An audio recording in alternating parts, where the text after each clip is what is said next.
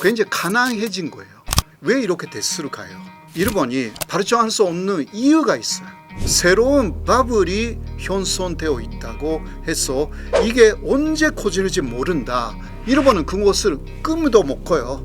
10년은 계속 차이가 벌어질 거예요. 벌어진 차이는 100년 정도의 차이가 될 수도 있기 때문에 이러한 부분은 일본을 배우면 안 돼요.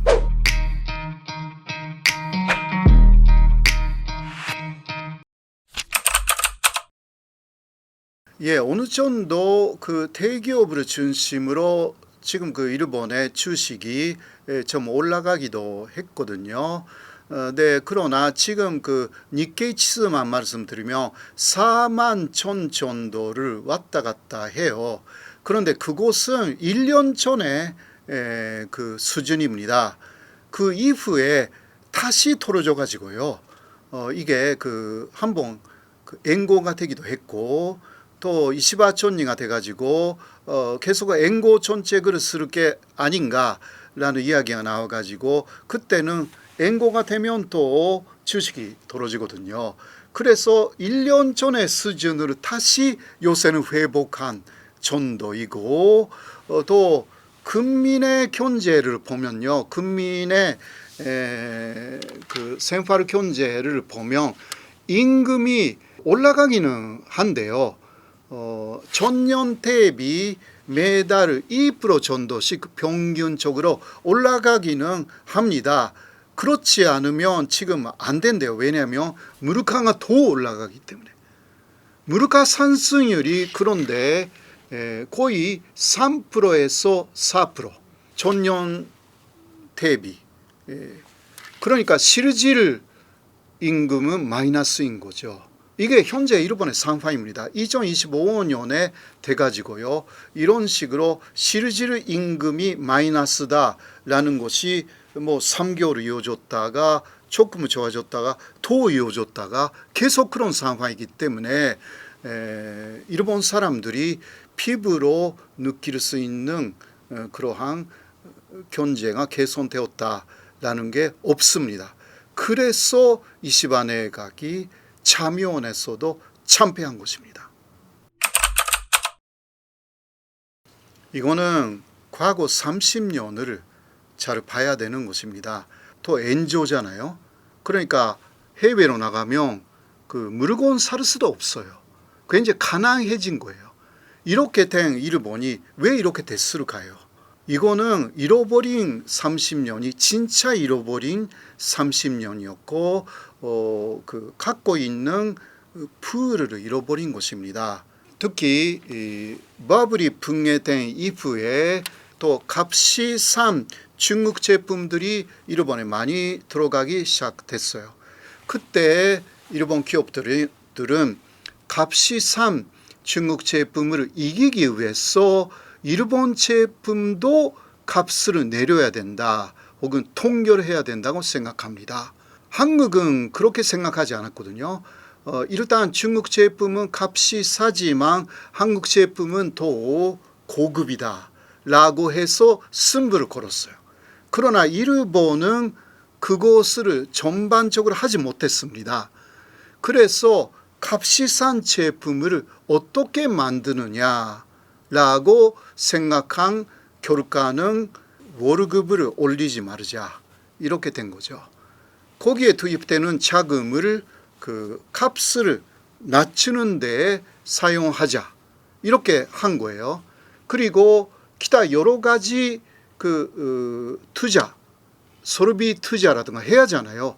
이 투자 금액을 삭감해 가지고 값을 낮추는데 많이 투입을 합니다.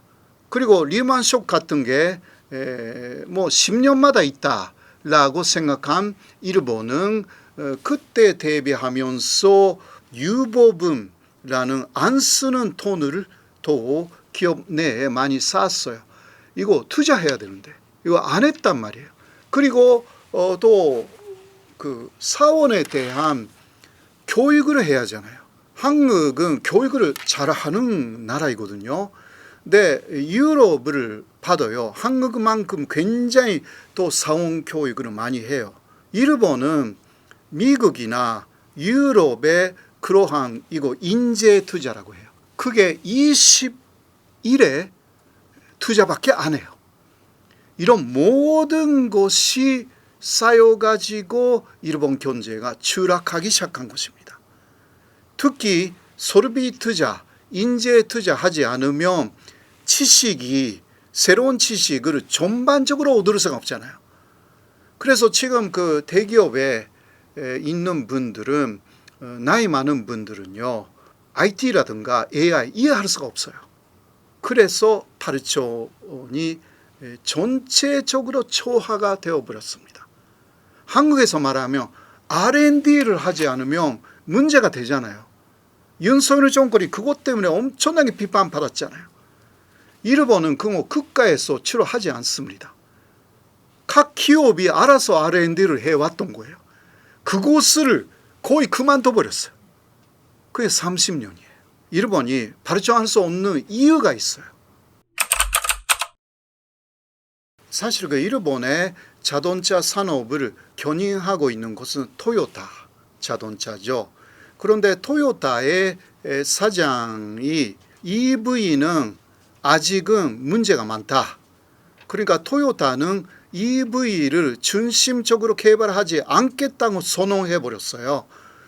대신 그 토요타에서 계속 하고 있는 하이브리드형의 자동차를 계속 개발하겠다라고 선언해 가지고 그게 세계적으로 보면 많은 사람들이 이거 미친 게 아니냐고 그렇게 생각을 했어요. 일본 정부도 EV로 가야 되는데 왜 선두주자 토요타가 그런 이야기를 하니까 이거 안 되겠네 라고 하여서 토요타하고 일본 정부, 특히 그때 키시다 정권이 굉장히 사이가 안 좋게 되었거든요. 그런데 토요타의 사장님은 그 신념을 계속 지켰어요. 그런데 세계적으로 또 그 EV의 문제가 드러나기 시작했습니다. 예를 들면 그 풀이 붙으면 흔적도 남기지 않고 이게 다 버린다. 한국에서도 지하 주차장이 완전히 불바다가 돼버린다. 한 대만 그런 식으로 불이 붙어도 그 이후에 토요타가 재평가되었습니다. 그래서 물론 EV도 미래의 자동차로서 개발하고 있기는 하지만 아직은 일본 정부는 본격적으로 그쪽으로 시프트를 하지 않는 그러한 이유가 토요타가 그렇기 때문에 전체적으로 타락하고 있다라고 할 수 있습니다.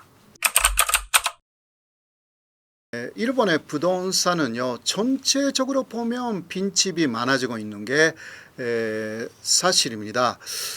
현재는 그 굉장히 많은 빈집이 도쿄에도 있고요. 30% 정도가 빈집이 된다라는 이야기가 있죠. 그러나 도시의 중심부에 특히 맨션 가격은 가파르게 오르고 있어요. 이것은 투자 대상이 되어 있기 때문이라고 할 수가 있는데, 그리고 그 투자하는 사람들이 일본 사람들이 아니에요. 물론 일본 사람들도 있기는 하지만 굉장히 많은 것은 외국인들입니다. 특히 중국 사람들이 좋은 맨션을 굉장히 많이 사고 있거든요. 이것 때문에 중고 만션도 올라가고 있어요. 일본은 그 재개발이라는 개념이 없기 때문에 중고가 되면 될수록 값이 내려가는 것인데, 요새는 역전 현상, 그 중고 만션이 더 값이 비싸지고 있습니다. 그런데 또 하나는 맨션을 그 만들 때 그 수입하는 그 원자재가 있잖아요. 이 값이 많이 올랐어요. 그러니까 어쩔 수 없이 이거 판매 가격이 올라갈 수밖에 없는 상황도 있고, 그래서 호황이기 때문에 올라간다라는 과거의 상황하고 전혀 다릅니다. 현재는요. 그래서 지금 그 새로운 바블이 현존되어 있다고 해서 이게 언제 커질지 모른다라고 일본의 특히 도시에서는 그러한 그 단독 주택가 아니거든요. 맨션 그러니까 아파트예요. 한국에서 말하면 아파트 맨션은 올라가지만 이것도 거품이 만들어지고 있다라는 인식이 요새 또 확산되고 있는 그러한 실상이 있습니다. 그리고 또 일본 전체적으로 말씀드리면 아까도 이야기했지만 2040년대는 일본 지자체의 50% 정도가 소멸된다라는 이야기가 일본 정부가 공식적으로 발표를 했습니다. 이것은 어떤 이야기냐고 하면 10,000명 이하가 되는 도시가 50% 정도가 된다. 10,000명이 되면 이거 소멸 수준에 들어갔다. 그런 것이기 때문에 이것을 극복하기 위해서 일본 정부나 지자체는 여러 가지 시책을 마련하고 실행하고 있습니다. 예, 아무래도 일본에서 가장 부동산 값이 올라가는 데는 도쿄의 중심부. 도쿄도 주변에 가면 그렇지 않습니다. 그리고 역시 나고야의 중심부, 오사카의 중심부, 이런 데도 주변에 가면 그렇지 않습니다. 이 세 가지 3대 도시라고 하는 이 일본의 3대 도시의 중심부에 가면 지금도 맨션 값은 올라가고 있고 괜찮은 주거 환경이 있습니다. 그러나 알아야 되는 것은 일본은 갭 투자라든가 못합니다. 전세가 없기 때문이죠. 그리고 아까도 이야기했지만 재건축이라는 개념 자체가 없기 때문에 재건축 할 아파트는 비싸지 않아요. 한국에서는 특히 강남권에서는 이러한 현상이 없습니다. 그래서 부동산으로 돈을 번다라고 생각하는 일본인들은 거의 없습니다. 그리고 또 하나는 아셔야 되는 것은 일본은 먼저 분양하지 않습니다. 먼저 건축하고 분양하는 것입니다. 그렇기 때문에 한국은 먼저 분양하고 돈을 모아서 큰 아파트 단지를 만들죠. 그런데 일본은 큰 아파트 단지, 맨션 단지 자체가 없어요. 그러니까 수요에 맞게 먼저 건축하는 것이기 때문에 맨션 하나 둘을 만들어서 그칩니다. 그것도 팔아야 되기 때문에. 그래서 한국처럼 부동산으로 돈을 번다라는 개념 자체가 아직은 일본에서는 거의 없습니다. 엄청난 돈을 갖고 있는 부자들이야 그렇게 할 수가 있는지 모르지만 그거는 1%도 안 될 겁니다.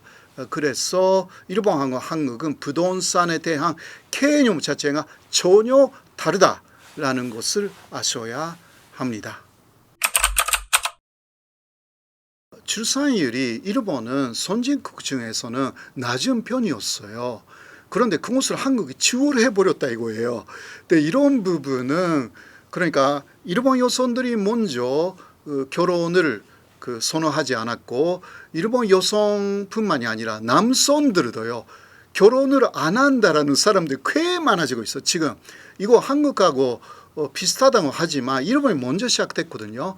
근데 이러한 것들이 지금 오히려 한국으로 배우고 있는 것 같기도 하지만 일본이 이런 부분은 서로 배우면 안 되는 부분이지만 어쩔 수 없는 부분들도 있거든요. 이것을 어떻게 극복하느냐가 문제이고 다른 부분은요 전혀 달라요. 한국하고 일본은. 왜냐하면 한국은 AI화, IT화 일단 성공하고 있기 때문에 노동력 부족을 해소할 수가 있어요. 그러니까 지금 100명이 하고 있는 일을 AI가 도입되면 한 사람으로 할 수 있게 되는 세상에 온다는 거잖아요. 일본은 그것을 꿈도 못 꿔요. AI가 안 되기 때문에 지금 한국이 그래도 IT화로 100명을 하고 있는 것은 일본은 IT화가 안 되기 때문에요. 500명을 하고 있어요. 같은 것을. 이게 일본은 어느 정도 가를 것 같아요. 그런 면에서 일은 많아요. 예. 그래도 월급은 낮고 고급적인 일은 그렇게 많지는 않아요. 일본은. 그러니까 더 일은 많으니까 인력 부족이에요. 왜냐하면 굉장히 많은 사람을 필요로 하니까. 이게 일본하고 한국이 지금 구조적으로 너무 달라진 거예요. 일본 배우지 마세요. 이런 부분은. 그러니까 일본은 IT화 그리고 AI화 성공한다라는 보장이 없어요. 주민등록번호 자체가 없기 때문에. 이것을 거부하는 사람들이 30%. 그리고 완전한 AI화, IT화에는 주민등록번호가 필요하잖아요. 이거 거부하니까 30%가. 절대 안 된대. 그것을 만들면 국가가 나를 감시한다고. 그런 수준은 한국은 넘었잖아요. 물론 한국도 여러 가지 그런 부분에서 해킹 당하거나 여러 가지 문제가 있기는 하지만 그래도 계속 그것을 극복하려고 하잖아요. 일본은 그 전 단계예요. 그러니까 이게 계속 앞으로 10년은 계속 차이가 벌어질 거예요. 그 벌어진 차이는 100년 정도의 차이가 될 수도 있기 때문에 이러한 부분은 일본을 배우면 안 돼요. 오히려 아날로그 세계가 좋다라는 분들은 일본을 배우면 돼요. 조금 성격이 다른 나라로 가고 있다라는 것입니다. 투자 상담 자격을 갖춘 MTNW 소속 어드바이저가 카카오톡 오픈 채팅에서 명쾌하게 종목을 무료로 상담해 드립니다. 이제 QR로 바로 참여하세요.